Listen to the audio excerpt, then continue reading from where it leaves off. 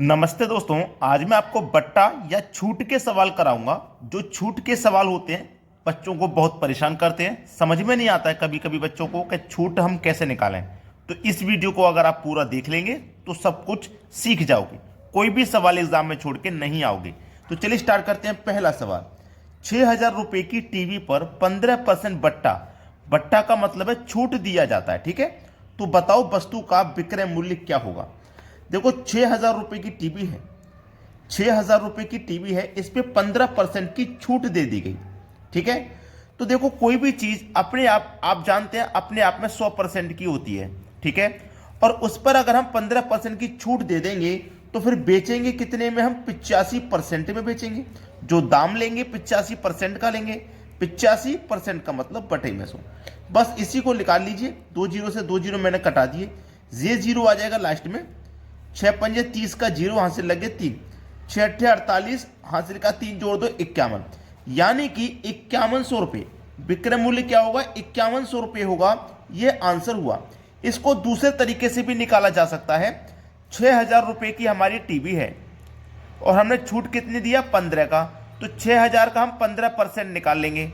Percent का मतलब बटे में 100। 2 जीरो से गया 2 जीरो, ये जीरो आ जाएगा लास्ट में। 15 छक्के 90।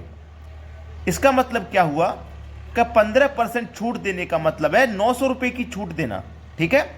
तो 6,000 का टीवी था, 6,000 का, उसमें से 900 रुपये का छूट दे दिया। तो 900 रुपये माइनस कर दो, जितने का छूट मिला है भाई 900 माइनस कर दो। 6,000 में से 900 माइनस कर देंगे तो 5100 बचेगा, वही निकल के आ गया। समझ में आ गया ना सभी को सवाल। अब देखेंगे अगला प्रश्न। अगला सवाल है, किसी वस्तु का अंकित मूल्य 135 रुपये है और वह 118.80 में उपलब्ध है। बताइए उस वस्तु पर कितना और किस दर से बट्टा दिया जा रहा है। देखिएगा मार्क प्राइस कितना है, 135। अंकित मूल्य को कहते हैं मार्क प्राइस।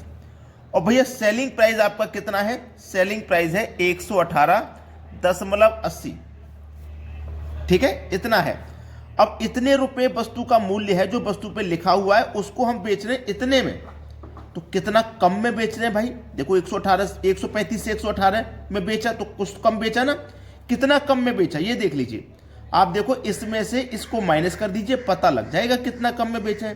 तो आप कहोगे सर 16.20, यानी कि 16 रुपये 20 पैसे कम में बेचा है, ठीक है। कितने की वस्तु को, 135 रुपये की वस्तु को। और प्रतिशत के लिए आप जानते हैं क्या करते हैं, आप जानते हैं 100 से गुना करते हैं। दशमलव को हटाएंगे तो दशमलव के बाद में 2 संख्या है तो नीचे में 2 जीरो बढ़ जाएंगे, ठीक है। 2 जीरो से हमने ये वाले 2 जीरो कटा दिए हैं। ऊपर कितना है आपका, 1620 है, नीचे 135 है। अब कटा लेंगे, 15 से कट जाएगा, 15 से ये 9 बार में कटेगा। और 15 से इसको कटाएंगे, 15 एकम 15, 1 बचेगा। 16 में से 15 करके 1 बचा, 1 के बाद में 20 है तो 120 हो गया, ठीक है। तो 15 अट्ठे 120, यानी कि ऊपर कटा 108 बार में, नीचे कटा 9 बार में। अब 9 से इसको हम कटाएंगे, 9 एकम 9, 10 में से 9 कट गया, 1 बचा, 1 में 8 लगा दो, 18, 9 दूने का 18। तो 12% का बट्टा, यानी कि 12% का छूट दिया जा रहा है। यह आपके सवाल का हो गया बिल्कुल सही जवाब। अब देखेंगे अगला प्रश्न। अगला सवाल है, एक व्यक्ति 20% बट्टा मिलने पर 480 रुपये में एक संख्या उपलब्ध होगा, तो पंखे का अंकित मूल्य बताइए। देखिएगा यहां पे सेलिंग प्राइस हमारा कितना दिया गया, 480, ठीक है। 20% बट्टा मिलने पर, यानी कि 20% छूट मिलने के बाद में ये 480 प्राइस है। देखो कोई भी चीज आप जानते हैं 100% की होती है अपने आप में, ठीक है। अपने आप में 100% की है कोई चीज, लेकिन हमने इस पर 20% बट्टा दे दिया, यानी कि छूट दे दिया, तो अब वह वस्तु 80% की रह गई। 80% में बेचेंगे ना भाई। 100% की चीज को मैं 20% की छूट दे दूंगा तो 80% में ही तो बेचूंगा। तो मैं प्रतिशत में बेच रहा हूं 80% में, और रुपए में बेच रहा हूं 480 में। तो 80% की वैल्यू 480। हमें निकालना है अंकित मूल्य, मतलब 100% का मान। तो कैसे निकालेंगे भैया, 100% का मान निकालना है तो इस 480 में इस 80 से डिवाइड कर दो तो 1% का मान हो गया। अब 100% का निकालना है तो 100 से हमें मल्टीप्लाई कर देना है। 0 से गया 0, 8 से 48 6 बार में कटेगा और 6 का गुना 100 में कर दो तो ये हो गया भैया 600। 100% का मान कितना आ गया 600। ये आपके सवाल का हुआ बिल्कुल सही जवाब। चलिए अब देखते हैं अगला सवाल। अगला सवाल है, एक रेडियो का सूची मूल्य 800 रुपये है, इस पर 10% छूट देने के बाद भी 20% लाभ होता है, तो रेडियो का क्रय मूल्य ज्ञात करें। बहुत अच्छा सवाल है भाई। ठीक है, सूची मूल्य है 800 रुपये। सूची मूल्य का मतलब होता है मार्क प्राइस, जो वस्तु पे लिखा है 800 रुपया है, 10% छूट दे दिया। मार्क प्राइस अपने आप में 100% होगा वस्तु का, उस पर 10 की छूट दे दिया, तो इसका मतलब उसको अब 90% में बेचा जाएगा। सेलिंग प्राइस क्या होगा 90% होगा।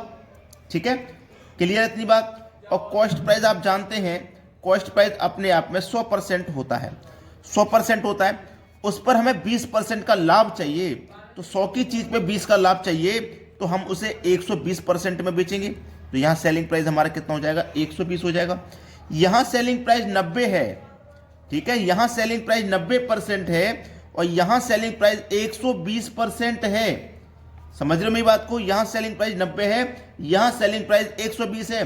तो जो पहले वाला सेलिंग प्राइस है उसे ऊपर रखिए, जो बाद वाला सेलिंग प्राइस है उसको नीचे रखिए, और आपको 100% का मान निकालना है, 100 से गुना करिए, क्रय मूल्य निकालना है ना 100% का मान। चलिए कट गया, बस इसको हम कटा लेंगे 0 से 0। 3 तिया 9, 3 चौकू 12, 4 से कट जाएगा 100, 25 बार में 3 का गुना 25 से कर दो, ये हो जाएगा 75%। क्रय मूल्य क्या है भैया 75। रेडियो का क्रय मूल्य क्या है 75। ठीक है, 100% का मान निकालना है तो प्रतिशत नहीं आएगा, केवल 75 रुपये आएगा। ये आपके सवाल का हो जाएगा बिल्कुल सही जवाब। अब देखेंगे अगला सवाल। अगला सवाल है, किसी वस्तु अंकित मूल्य उसके क्रय मूल्य से कितना प्रतिशत बढ़ाया जाए कि अंकित मूल्य पर 10% की छूट देने पर भी 20% का लाभ हो जाए। बहुत अच्छा सवाल है। अगर हम उस पर मार्क प्राइस 100% लिख दें किसी भी वस्तु पर और उस पर 10% की छूट दे दें, तो हम उसे 90% में बेचेंगे। ठीक है, यह बात आप जानते हैं। और मेरा कॉस्ट प्राइस 100% है अपने आप में, और उस पर अगर मुझे 20% का फायदा चाहिए तो मैं मुझे 120% में बेचूंगा। ठीक है, ये मेरा 90 है यहाँ पे, अब ये 120 है, ये भी विक्रय मूल्य, ये भी विक्रय मूल्य, तो 90 के बटे में 120 आ जाएगा। ठीक है, 90 के बटे में 120 आ जाएगा। अब यहाँ पे आपको करना क्या, ध्यान देना, उसने बोला कि 10% की छूट देने के बाद भी 20% का फायदा हो जाए। अगर हम 10 की छूट दें तब भी हमको 20 का फायदा हो जाए, ये शब्द बोला गया। तो पिछले क्वेश्चन में हमने क्या कहा था, इसको ऊपर रखा था, इसको नीचे। अब यहाँ पे उल्टा होगा, यहाँ पे उल्टा होगा, इसको ऊपर रखा जाएगा और इसको नीचे। ठीक है, अब 100 से गुना करो भाई, 0 से गया 0, 3 तिया 9, 3 चौकू 12, 4 का गुना 100 से करो, 400 बटे में 3, 3 से कटाओ तो 3 से कटेगा 13 तिया 39, 13 बार में 1 0, 3 तिया 39, 1 बचेगा ऊपर बटे में 3, ये हो गया। अब देखो कोई भी चीज अपने आप में 100% की है, अब वो हो गई 133 सही, 1/3, 100 से 133 हो गई तो 33 बढ़ गई और साथ में 1/3 बढ़ गई। तो यही तो हमारा आंसर हुआ। हमें लाभ कितना होगा, इतना लाभ हो जाएगा। क्लियर हो गई बात सभी को? अब देखेंगे अगला सवाल। अगला सवाल है, एक साइकिल विक्रेता अंकित मूल्य पर 25% बट्टा देता है, फिर भी 20% लाभ कमाता है। उस साइकिल का क्रय मूल्य ज्ञात कीजिए जिस पर उसे 300 रुपये का लाभ हुआ हो। बहुत अच्छा सवाल। 20% लाभ कमा रहा है यहाँ पे और यहाँ 300 रुपये का लाभ हुआ है, तो 20% की जो वैल्यू है वो 300 रुपया के बराबर है। क्लियर है ना इतनी बात? देखो कोई भी चीज अपने आप में 100% होती है, कोई भी चीज। ठीक है, अब देखो 300 रुपये की वैल्यू 20% के बराबर, तो 300 की बटे में 20, हमें 100% का मान निकालना, 100 से गुना कर देंगे। गया 0 से 0, 2 से 30, 15 बार में 15 का गुना 100 से किया, 1500 आंसर आया। ये आपके सवाल का हो गया बिल्कुल सही जवाब। क्लियर हुआ ना सभी को? अब देखेंगे अगला प्रश्न। अगला सवाल है, दो क्रमांगत बट्टा 40% तथा 20% है, तो तुल्य बट्टा निर्धारित कीजिए। बहुत अच्छा सवाल। दो क्रमांगत बट्टा यानी कि दो छूट है, एक 40% की छूट है और एक 20% की छूट है। ठीक है, देखो कोई भी चीज अपने आप में 100% है, उस पर 40% की छूट दी जाएगी। 40% का मतलब बटे में 100, 100 से 100 कटा तो बचता यहाँ पे 40%। ठीक है, क्लियर है। चलिए, दूसरी छूट 20% की है। अब समझना, प्रश्न को समझना। यहाँ 100 को हमने पहली वैल्यू को सॉल्व किया तो हमारा 40 आया, 40% की छूट मिली, यानी कि 100 की चीज पे 40 की छूट मिली। तो अब 100 से 40 कम कर दो, बचा कितना? 60। अब 60 पे निकालना है हमको 20%, याद रखना 60 पे निकालना है। ठीक है, 60 पे 20% निकालिए, परसेंट का मतलब बटे में 100, 2 जीरो से 2 जीरो गया, 6 दूनी 12। तो 40 और 12 को मिलाएंगे तो कितना हो जाएगा? ये हो जाएगा 52%। बस हो गया आंसर। दोनों छूट मिलाकर के एक छूट मिलेगी 52% की। अब देखते हैं अगला सवाल। अगला सवाल है, 3 क्रमांगत बट्टा 20%, 10%, 5% के समतुल्य बट्टा निर्धारित करें। यानी कि तीनों बट्टों को मिलाकर के एक बट्टा क्या बनेगा, एक छूट क्या बनेगी, वो बताना है। स्टार्टिंग में तो वही 100% पे छूट निकालनी है आपको। 100 पे पहली 20 की है ना, बटे में 100, 2 जीरो से 2 जीरो गया, 10 दूनी 20, 20 हो गया। अब 100 में से 20 कम हुआ तो 80 बचा, 80 पे निकालो 10%, परसेंट का मतलब बटे में 100, 2 जीरो से 2 जीरो गया, 8 एक कम 8। ठीक है, अब 80 में से 8 कम कर दो तो बचेगा 72। अब 72 पे निकालो 5%, परसेंट का मतलब बटे में 100।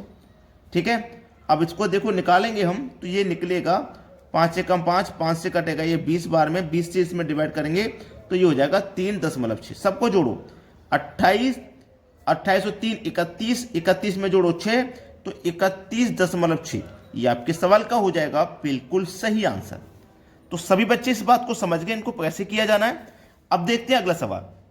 अगला सवाल है, किसी वस्तु के सूची मूल्य पर 18% बट्टा देने पर कुल 45 रुपये बट्टा प्राप्त होता है तो वस्तु कितने रुपए में उपलब्ध होगी।